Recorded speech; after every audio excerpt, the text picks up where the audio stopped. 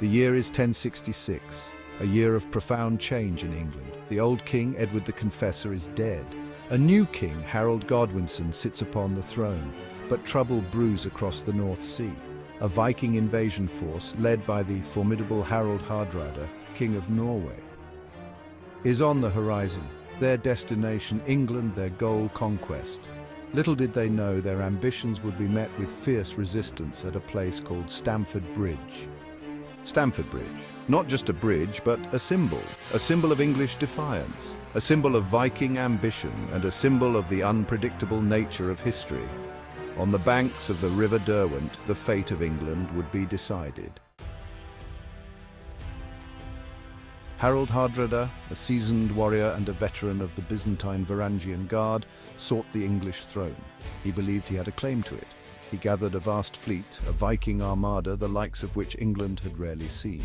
Hardrada was not alone in his ambition. He was aided by Tostig Godwinson, the exiled brother of King Harold. Tostig, harboring his own resentment, saw an opportunity to seize power.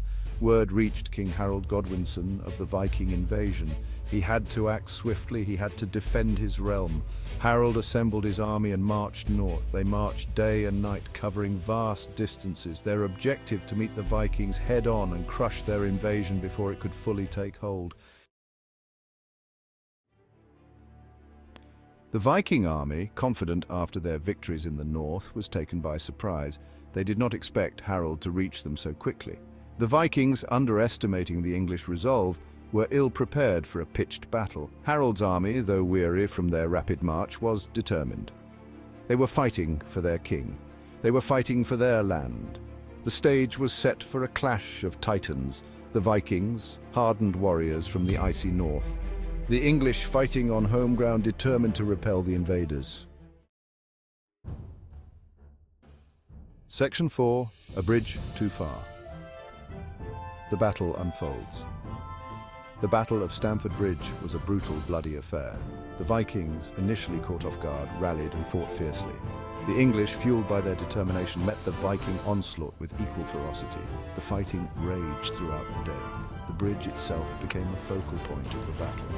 Legend has it that a lone Viking berserker wielding a battle axe held the bridge against the entire English army for a time. He was said to have struck down scores of English soldiers before finally being defeated. The tide of the battle turned when Hardrada fell. An arrow found its mark, striking him down.